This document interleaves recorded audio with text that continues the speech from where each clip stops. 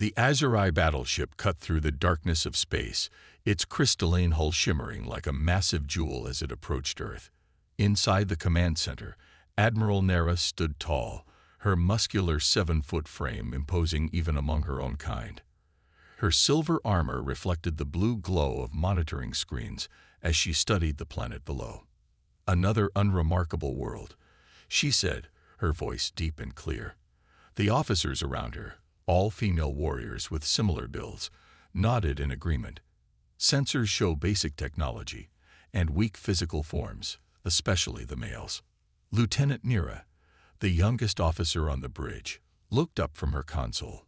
"Admiral, their communication networks suggest they have no awareness of other intelligent life. This will be their first contact." Nera smiled, revealing teeth that seemed too sharp for comfort. "Then we shall educate them on their place in the galaxy." On Earth, the sudden appearance of the massive alien vessel in orbit caused global panic. Emergency meetings were called in every major government. Within hours, a special United Nations session convened to address the situation.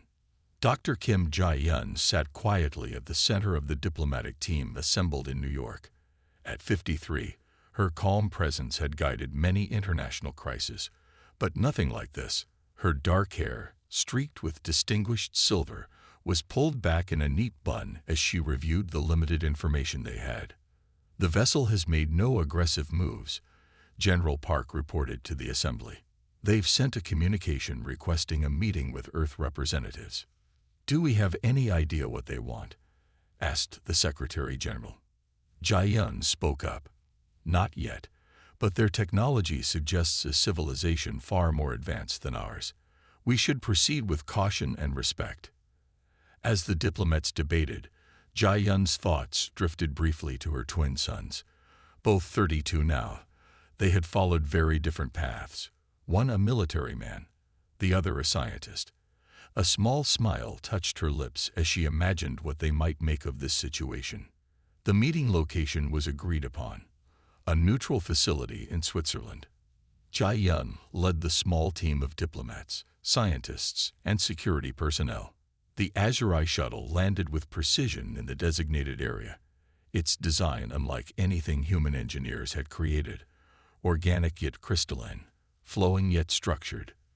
When the alien delegation emerged, the humans couldn't hide their surprise.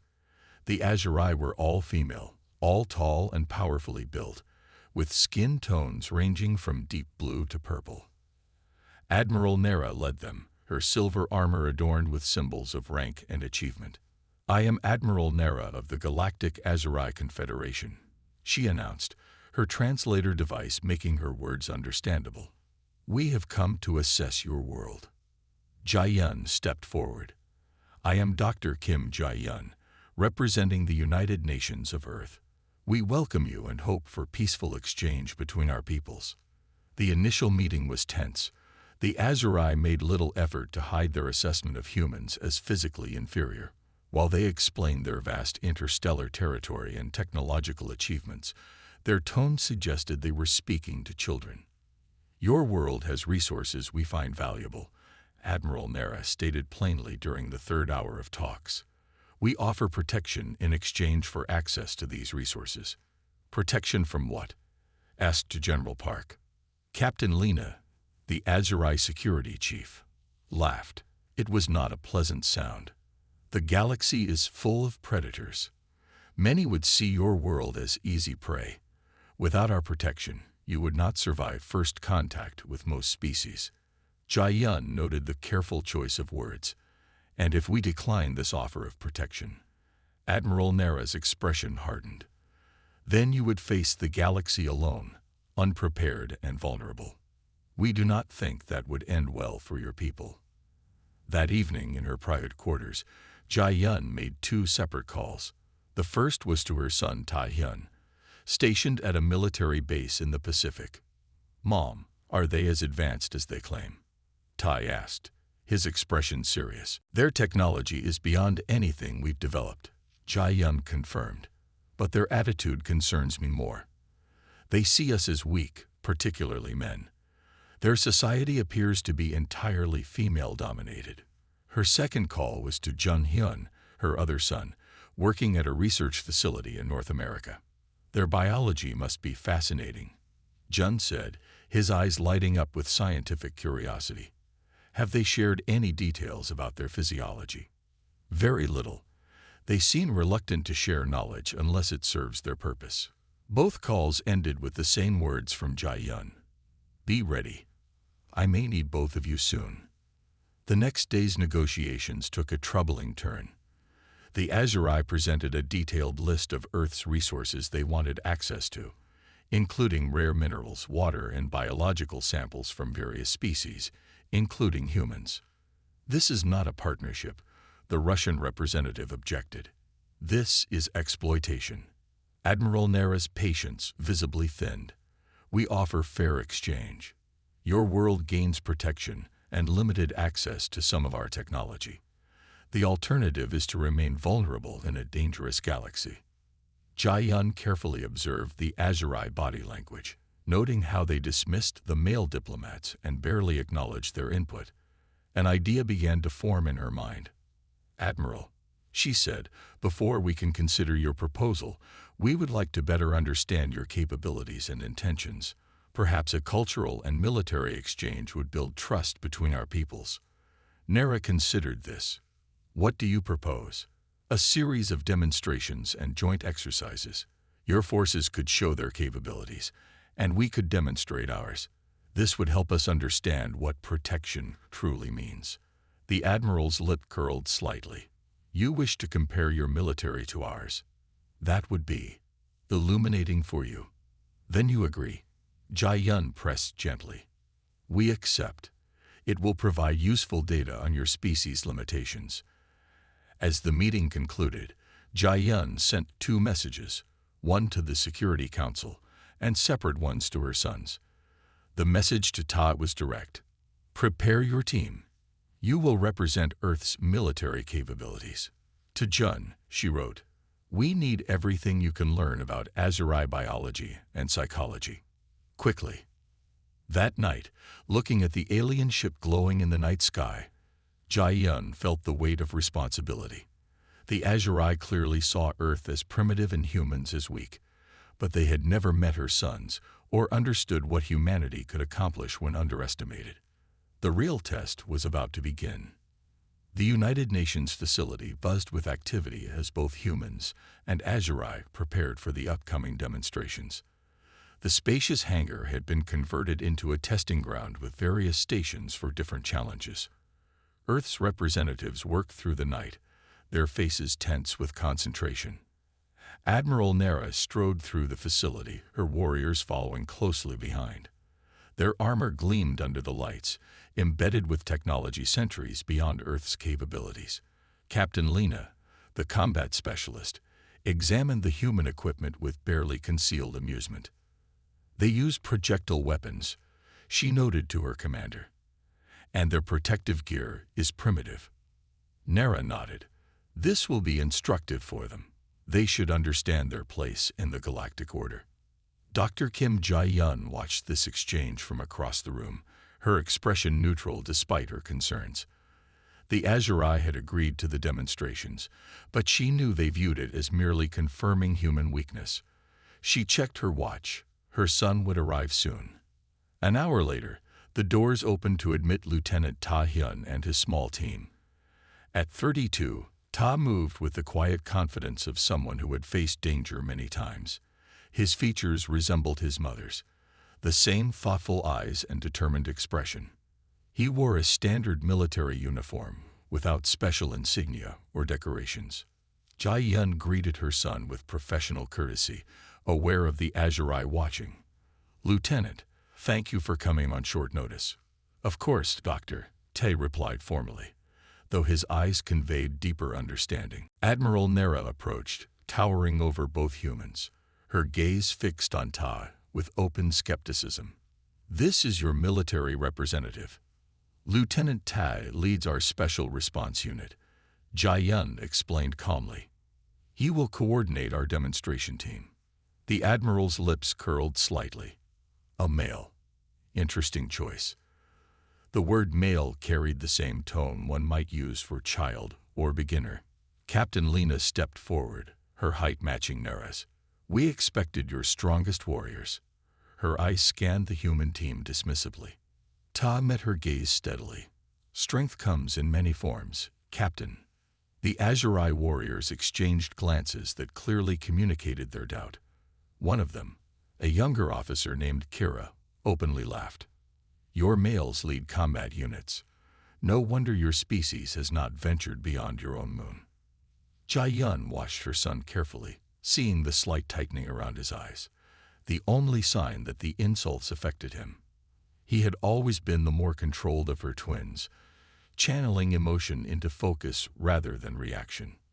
"We have prepared several challenge scenarios," announced General Park, stepping in to diffuse the tension.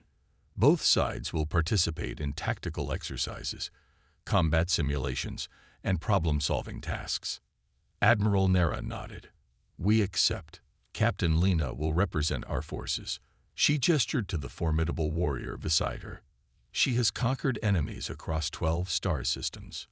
The first challenge began an hour later, a complex tactical simulation involving response to a hostile invasion.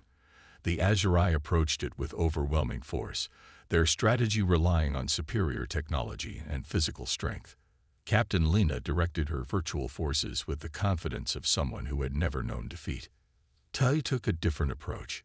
His strategy involved misdirection, using terrain advantages, and unexpected maneuvers. When the simulation ended, the scoring system showed a narrow victory for the human team. Captain Lena stared at the results in disbelief. The parameters must have been set to favor Earth tactics. The parameters were neutral, General Park insisted. Both sides had equal resources within the simulation. Admiral Nara studied Tog with new interest. "Perhaps luck favored you this time, Lieutenant. Let us proceed to physical challenges." The second test involved an obstacle course designed to test strength, speed, and endurance. Captain Lena completed it with impressive results, her powerful body moving with both grace and force. When she finished, she turned to watch Ta with a smirk, clearly expecting him to fail. Tai approached the course differently. Where Lena had powered through barriers, he found efficient paths around them. Where she had relied on strength, he used momentum and technique. His final time was within seconds of hers, not a victory, but far from the failure the Azuri had anticipated. "He is unexpected," Kirat admitted to her admiral. In the observation room nearby, Dr. Jun Hyun watched the proceedings with intense interest. Unlike his brother, Jun had chosen science over military service. He studied the Azuri bio ratings they had managed to collect, searching for insights that might help Earth's position. His comm unit buzzed with a message from Ta. "What are you seeing?" Jun quickly typed back. "Their metabolic rate increases dramatically during exertion. They might tire faster than they show.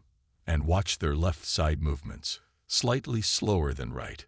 Throughout the day, the challenges continued. Each time, the Azuri displayed impressive capabilities, but found themselves frustrated by the unexpected effectiveness of the human team.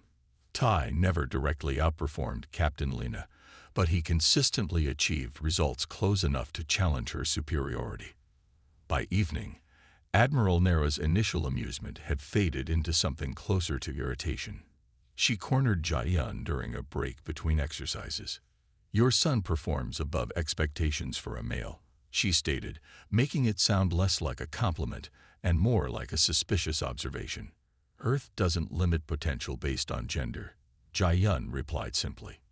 "A curious philosophy. It cannot possibly produce the best warriors." Admiral Nara approached, towering over both humans, her gaze fixed on Ta with open skepticism.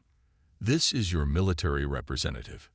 Lieutenant Ta leads our Special Response Unit," Jia Yun explained calmly. "He will coordinate our demonstration team." The Admiral's lips curled slightly. "A male. Interesting choice."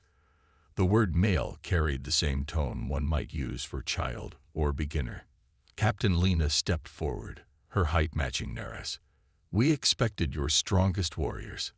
Her eyes scanned the human team dismissively. Ta met her gaze steadily. Strength comes in many forms, Captain. The HFY warriors exchanged glances that clearly communicated their doubt. One of them, a younger officer named Kira, openly laughed. Your males lead combat units. No wonder your species has not ventured beyond your own moon. Jai-yun watched her son carefully, seeing the slight tightening around his eyes. The only sign that the insults affected him. He had always been the more controlled of her twins, channeling emotion into focus rather than reaction.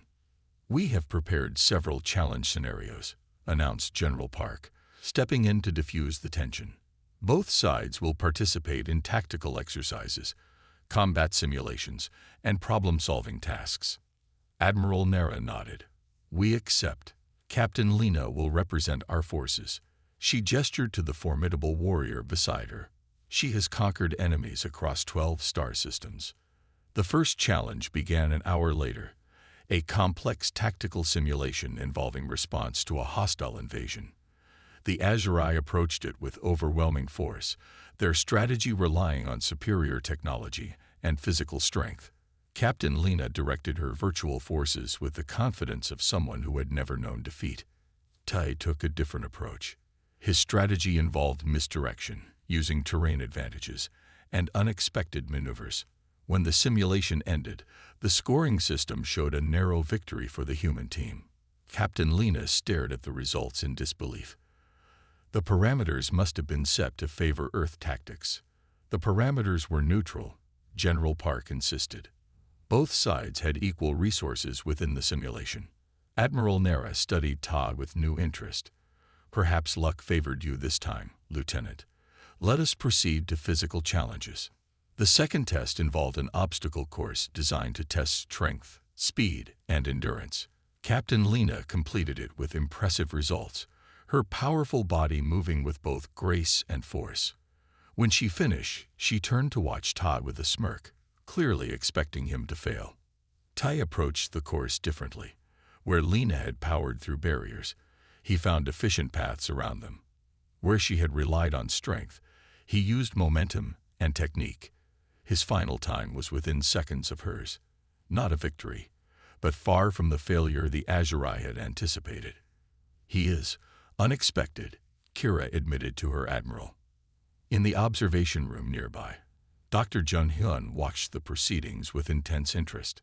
Unlike his brother, Jun had chosen science over military service. He studied the HFY bio ratings they had managed to collect, searching for insights that might help Earth's position. His comm unit buzzed with a message from Ta. What are you seeing? Jun quickly typed back. Their metabolic rate increases dramatically during exertion. They might tire faster than they show. And watch their left side movements, slightly slower than right. Throughout the day, the challenges continued. Each time, the HFY displayed impressive capabilities, but found themselves frustrated by the unexpected effectiveness of the human team. Tai never directly outperformed Captain Lena, but he consistently achieved results close enough to challenge her superiority. By evening, Admiral Nara's initial amusement had faded into something closer to irritation. She cornered Jai-yun during a break between exercises. Your son performs above expectations for a male, she stated, making it sound less like a compliment and more like a suspicious observation. Earth doesn't limit potential based on gender, Jai-yun replied simply. A curious philosophy. It cannot possibly produce the best warriors. From his hidden position, Tae responded calmly. In real combat, survival matters more than tradition. The statement seemed to disturb Lena more than any physical attack could have. When Tae finally emerged to engage her directly, he used her momentary confusion to score several hits. The match ended with a narrow victory for Ta.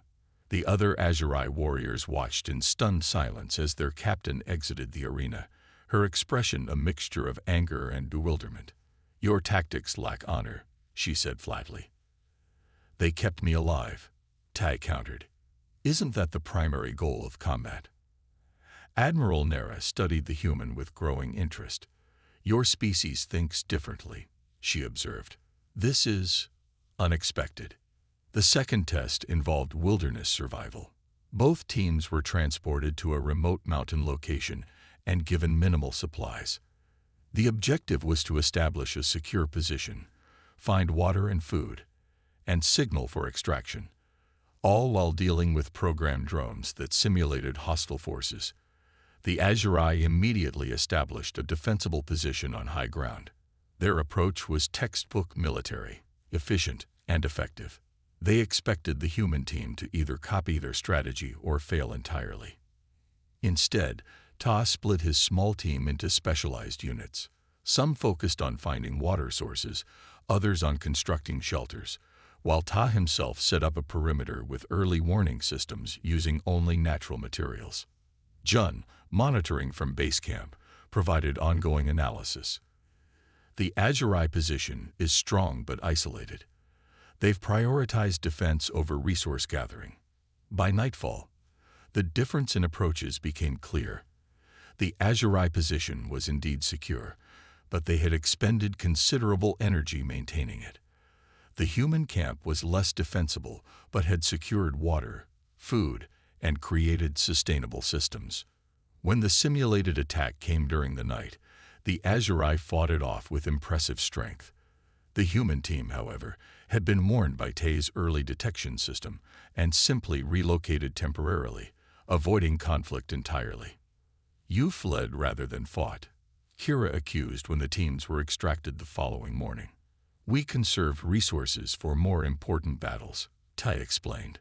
Wars aren't won by fighting every possible engagement. As they returned to the main facility, Dr. Kim Jae-yun noticed a subtle shift in Admiral Nera's demeanor. The HFY leader was watching Ta with an expression that had evolved from dismissal to curiosity. The third challenge was perhaps the most difficult, a test of leadership and decision-making under extreme pressure. Both Tai and Captain Lena were placed in command of mixed teams including both humans and HFY, facing a complex crisis scenario requiring rapid decisions with limited information. The simulation involved a space station suffering catastrophic damage, with civilian lives at risk and resources dwindling. Captain Lena approached it as she had been trained, prioritizing the strongest survivors and making tough decisions based on cold efficiency. Tai took a different approach. He asked questions, listened to team members regardless of their species, and found creative solutions that saved more lives than seemed possible given the constraints. Most surprising to the HFY observers was how the human handled failure. When one of his rescue plans didn't work, Tai immediately acknowledged the mistake and adapted rather than defending his original decision. He admits error without shame, Kira whispered to another warrior. Yet his team's respect doesn't diminish. When the final results were tallied, Tay's approach had saved 82% of the simulated civilians, compared to Captain Lena's 64%. The difference could not be ignored. Admiral Nera confronted Jae-yun as the day's tests concluded. Your son uses methods we would consider unconventional. In our culture, strength and direct action are valued above all. Different environments produce different solutions, Jae-yun replied. Earth has thousands of cultures with various approaches to survival. We've learned to value diversity of thought.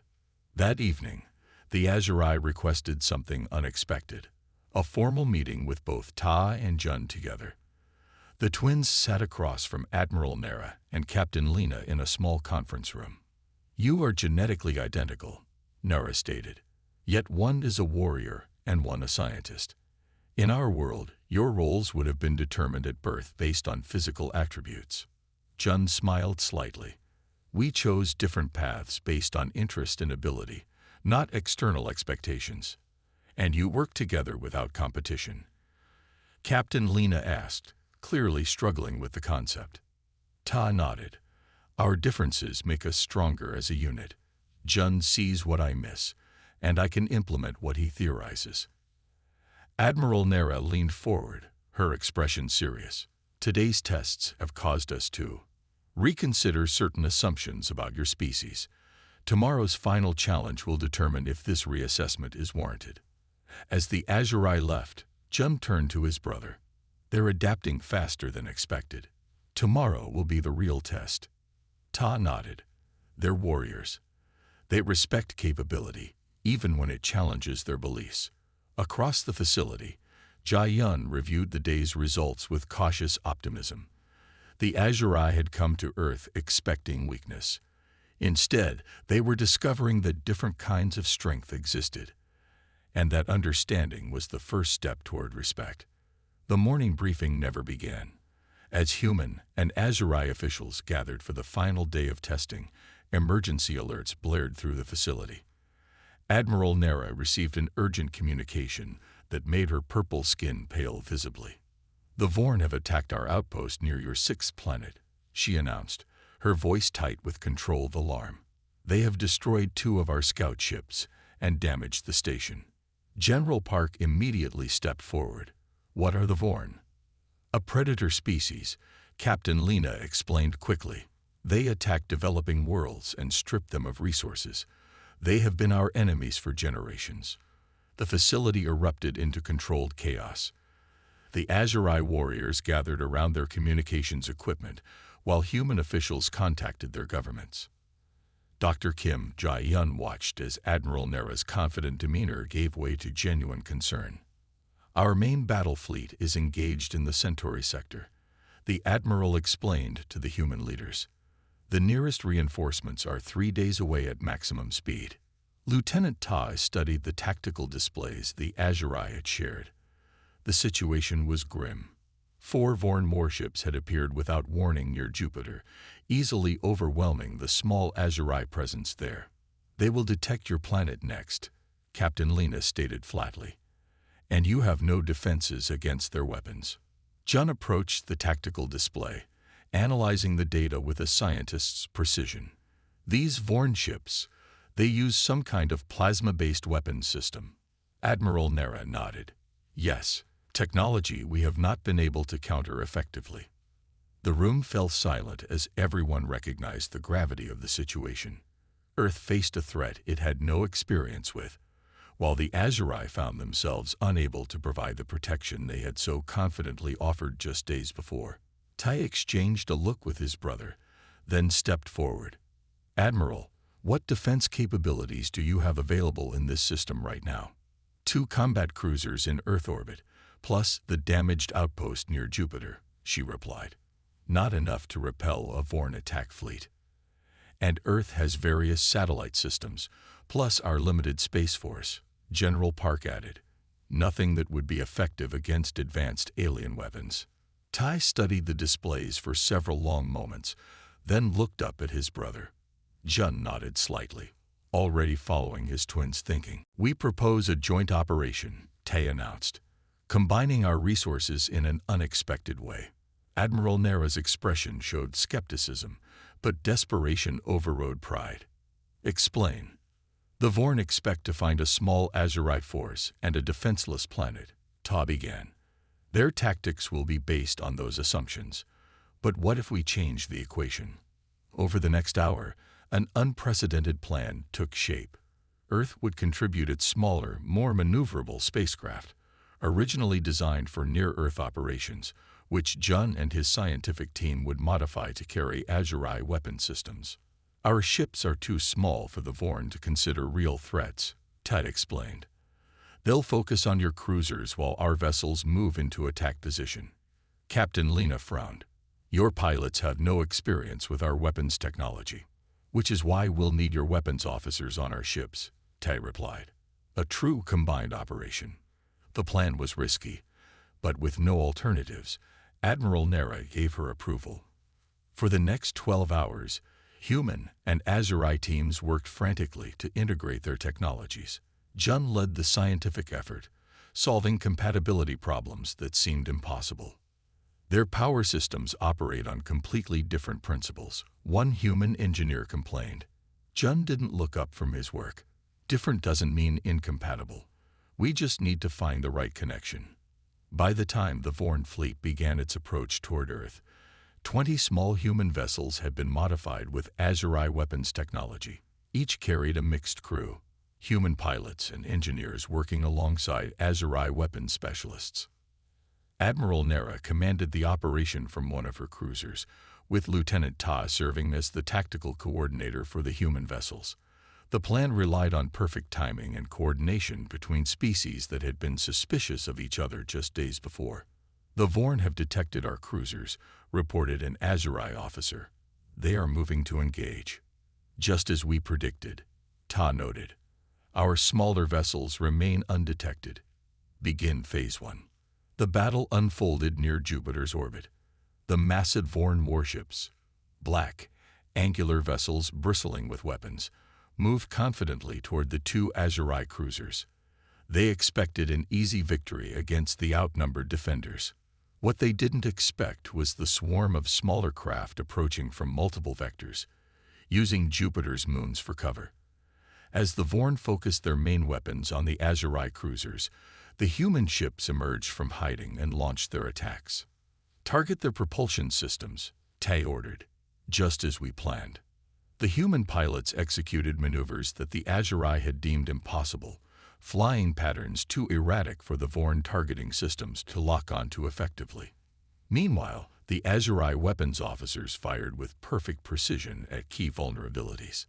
In the command center back on Earth, Jia Yun watched the battle unfold on tactical displays. Pride mixed with fear as she saw the dot representing her son's vessel darting between enemy ships. The battle's turning point came when Admiral Nera's cruiser took a direct hit to its command section. The vessel began drifting, its systems failing. "Admiral Nera's ship is critically damaged," reported a communications officer. "Life support is failing." Without hesitation, Jun contacted his brother. "Ta, the Admiral's ship needs immediate assistance. Their medical systems are offline." "I'm closest," Tay responded. "Redirecting now." Despite the ongoing battle, Tay's vessel broke off its attack run and moved toward the damaged Azurai cruiser. It was a dangerous maneuver that exposed them to enemy fire, but the human pilot executed it flawlessly. Once docked with the damaged cruiser, Jun directed emergency medical procedures remotely while Tai led a boarding team to extract wounded Azurai. They found Admiral Nera trapped in the collapsed command center, a metal beam pinning her leg. "Leave me," she ordered. "Return to the battle." Tai ignored the command, working with 2 human crew members to free her. "That's not how we operate, Admiral." As they carried the injured Admiral to their ship, the tide of battle was turning.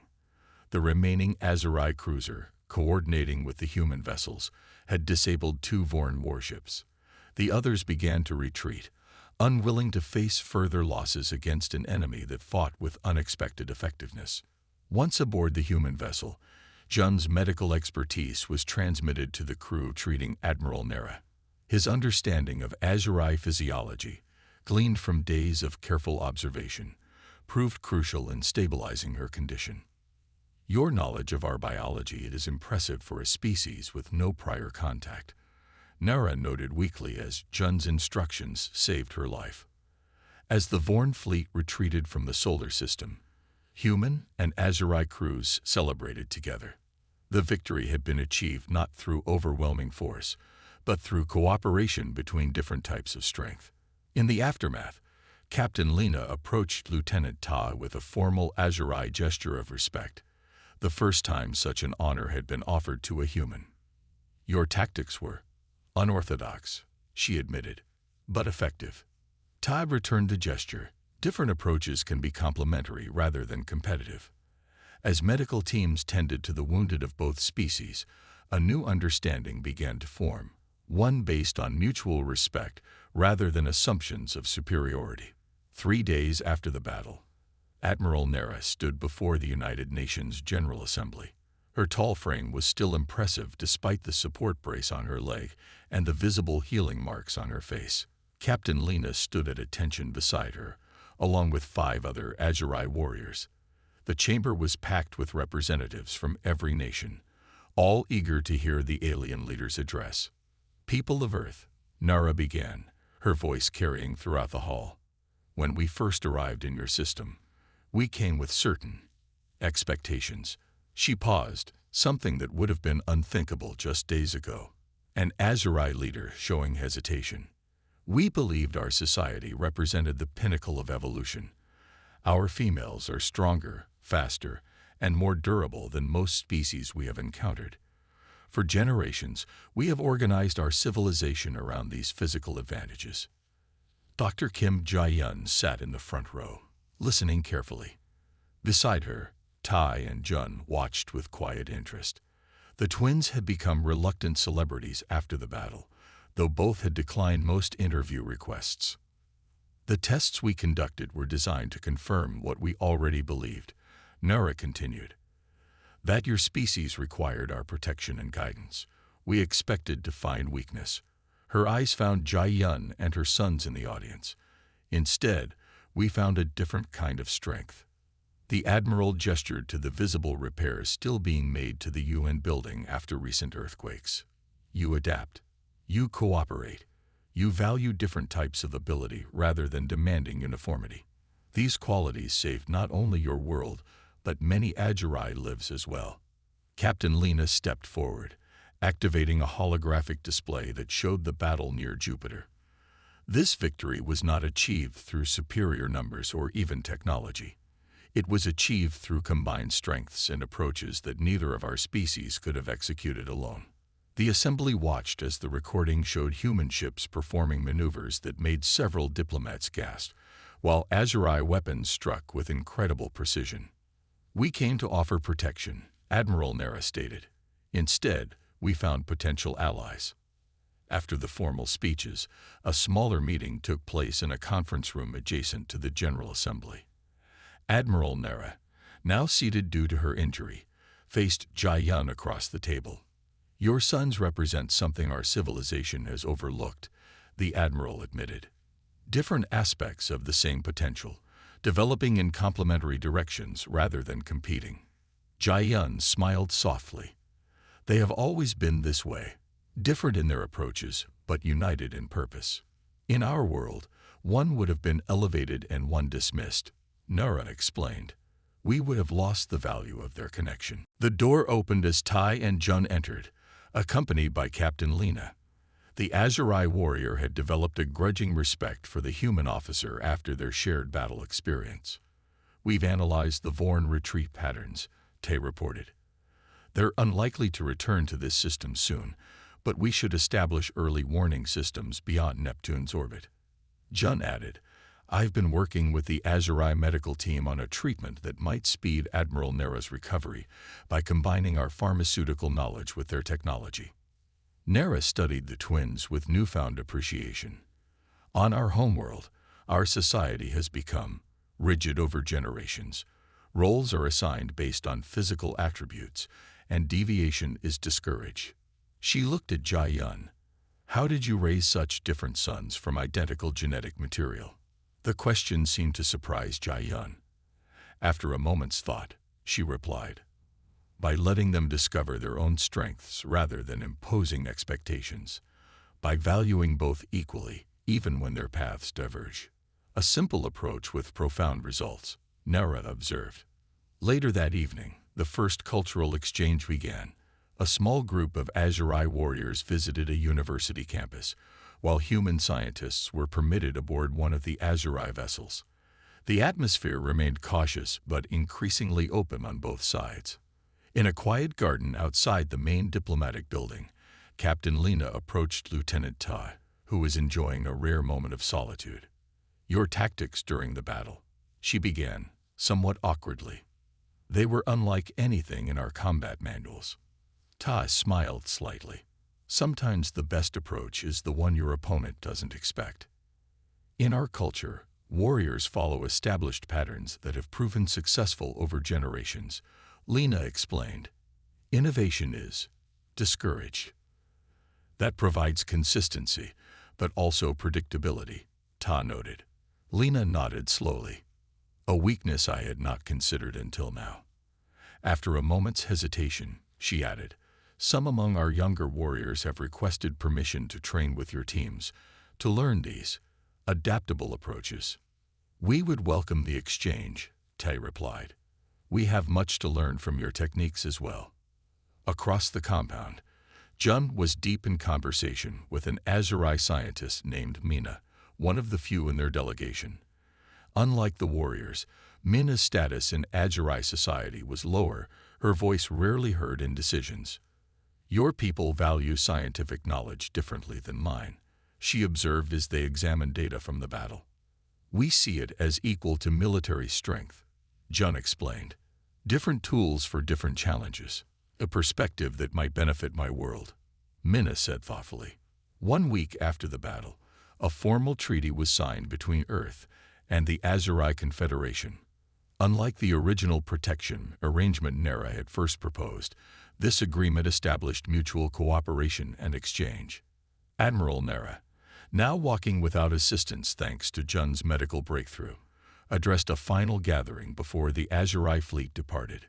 "We came to your world believing we understood strength," she said, her voice carrying new humility. "We leave with a broader definition. Your diversity of approach, of thought, of purpose is not the weakness we perceived, but a different kind of power." As the HFY prepared to return to their homeworld, bringing with them stories of Earth and its unexpected defenders, Jae-yun stood with her sons watching the ships prepare for departure. "Do you think they'll really change?" Jun asked. "Societies don't transform overnight." "They've taken the first step," Tae observed, recognizing that different doesn't mean inferior. Jae-yun smiled at her sons, so different, yet equally her pride. Understanding often begins with a single moment of respect. Above them, the HFY ships lifted gracefully into the evening sky, but unlike their arrival, they left not as superior beings granting protection, but as allies who had discovered that true strength comes in many forms. And on the command deck of the lead ship, Admiral Nera looked down at the blue planet with new eyes, already planning her report to the HFY High Council. It would begin not with an assessment of Earth's resources or vulnerabilities, but with a simple truth she had learned from Dr. Kim Jae-yun and her sons. The universe's greatest power lay not in uniformity, but in the endless possibilities of difference.